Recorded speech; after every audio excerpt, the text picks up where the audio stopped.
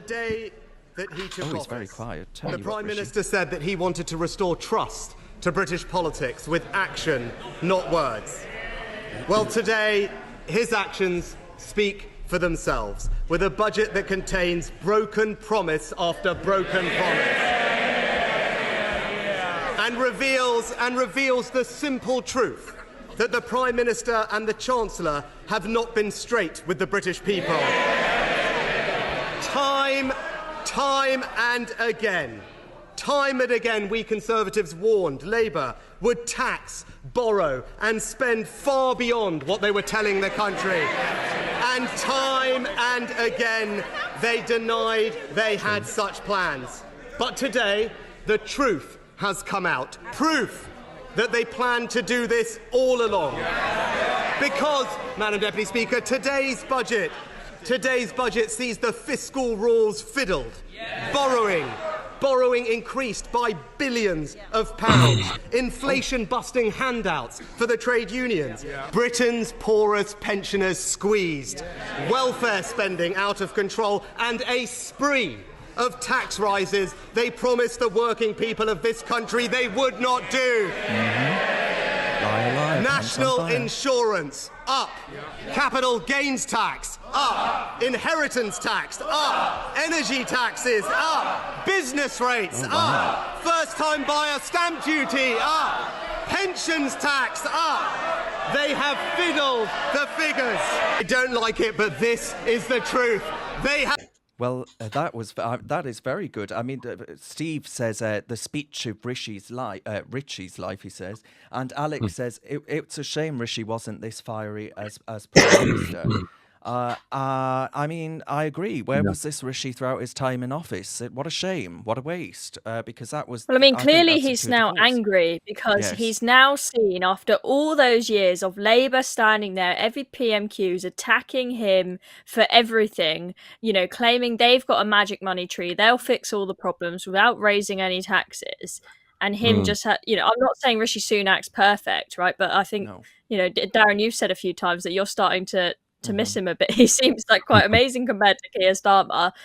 You know, I would be very, very angry if I was in Rishi or Jeremy Hunt's position listening to that budget come out today. It's kind of like a "we told you so, you didn't listen." I mean, we've had clips coming out today from during the election campaign when we had debates, Rishi warning about the fact that your taxes would go up under Labour, and it just...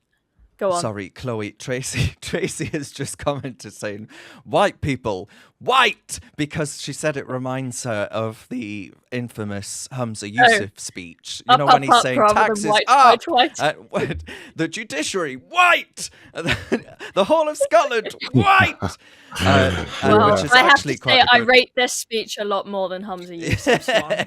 Yes, indeed. Yeah. Sorry, I so let's interrupted. put something straight. This Labour government wants to pay 200 billion in reparations to the Caribbean, yet they want to increase taxes by the scale of 40 billion for the normal British people. Yes. So is that what they want to do? Like, is that what they're saying they want to do? They want to pay reparations to these countries all over the world. Well, and they're advocating for it, by the way. And they want to raise, because overall they're going to raise taxes by 40 billion. It's going to cost the total economy 40 billion a year in extra taxes.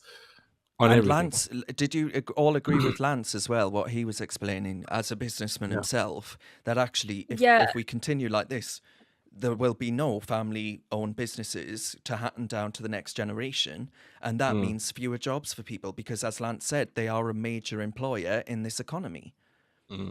Well, I mean, I was just looking up whilst he was talking the proportion that small to medium enterprises make up, and they make up 99.9% of the business population and employ 16.7 million people in this country. I think Labour, they live in this bubble where they think anyone who, as Keir Starmer might claim a working person is, anyone who doesn't receive a monthly pay packet is some rich millionaire, billionaire business owner sitting on a huge pot of cash that they're just spending on Porsches and mansions.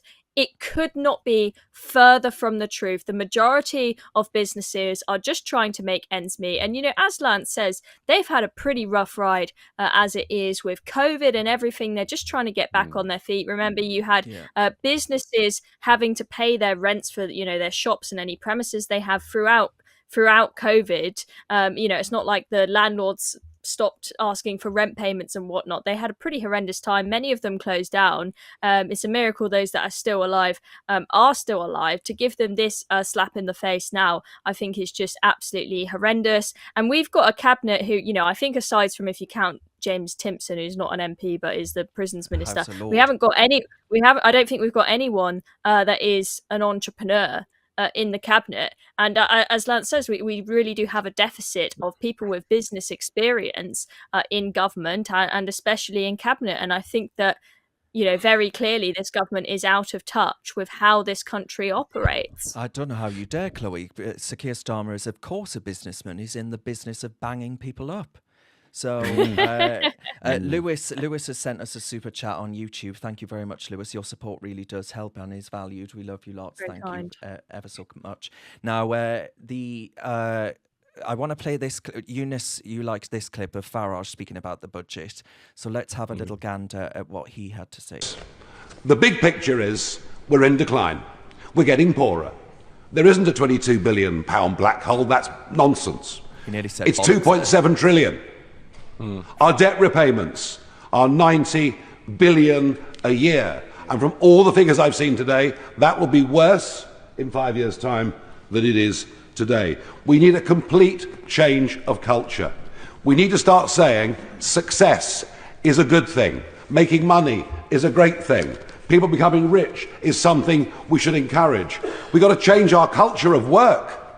The idea that, oh yes, work from home, do a 4-day week, get your work-life balance right. Well, you know what, actually, why don't we say to people, young people, hard work is a good thing. Yeah. Hard work is the only way anybody succeeds individually. And hard work is the only way we're going to have a chance as a country to turn any of this around. Yeah, I mean, good for him. Yeah. Eunice, what was it that especially caught your eye about that? There's a few statements in there that I both agree and disagree with. So obviously he's talking about the deficit, 2.7 trillion. That's true. And that's one of the reasons this country needs to start fracking, because I don't know where you're going to get that kind of money from. And also in America, I think they're like 33 trillion. So you need to start fracking for oil so you can sell your oil and also give it to your people. Well, Eunice, we're closing our North Sea oil and gas. Yeah, but that's so completely stupid. Just look at what they've done in Saudi Arabia and in Dubai and Qatar. Look at the buildings they're building just because they've got oil. So I just don't understand this mentality of not wanting to frack for oil. That being said, I also agree with him that, look, this is a lifelong lefty thing. Oh, we don't want to be rich, hate the rich, the top 1%. They're the ones that are taking our money. They're so evil, blah, blah, blah. No, we need to encourage a culture of hard work, of success, and we should celebrate people that are hardworking, smart, and successful. We shouldn't say, oh, they're envy. We shouldn't be envious of them. We shouldn't try to take their money away. However, the last thing that I kind of disagree with, but also agree with them in some ways, is that people are now very lazy. They want this work-life balance. They don't really want to work hard. They want to live on a very bare minimum. But at the same time, I feel like COVID exposed most businesses that we do not need to be in the office every single day. Okay, we just don't. And it's actually worse for the environment because we have to do the commute to the work. It's going to take an hour there, an hour back.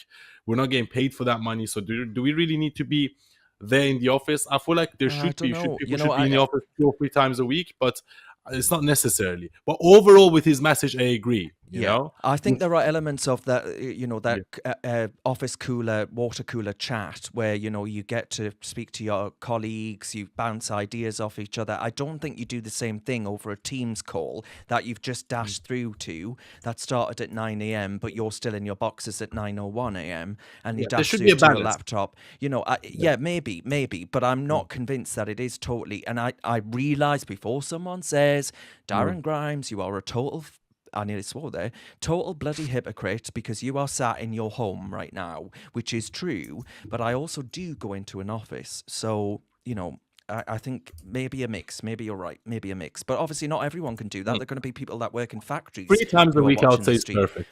But Alex, on that point of non-doms, right? Eunice says we need to actually encourage rich people. How many people in your world, which is the tech world for people that don't know, how many people in your world are saying, fuck this, I'm leaving this country? I just did swear there. They're all going. All of them, Darren. I mean, I'm not exaggerating. There is not a single one. And I've been really fortunate in my career to work with some really wealthy people who have run businesses that have contributed billions to our economy. And not a single one of them is going to stick around for this. They're all factoring in. Yeah.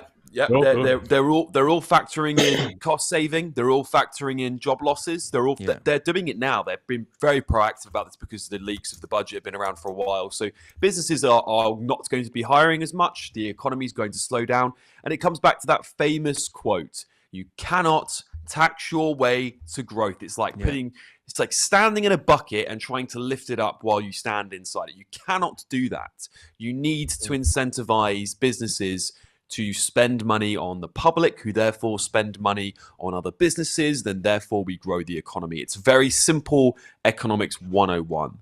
And what Labour have done today is doom our economy for the next 4 years. And if they stay in for longer, it will be a decade. And if a decade they stay in for, this country is utterly becoming a third world nation. That's where we're going. Have you got what it takes to be a reasoned presenter? Well, send us a short clip of yourself to join@reasoned.uk and we might be seeing you on this very channel very soon indeed.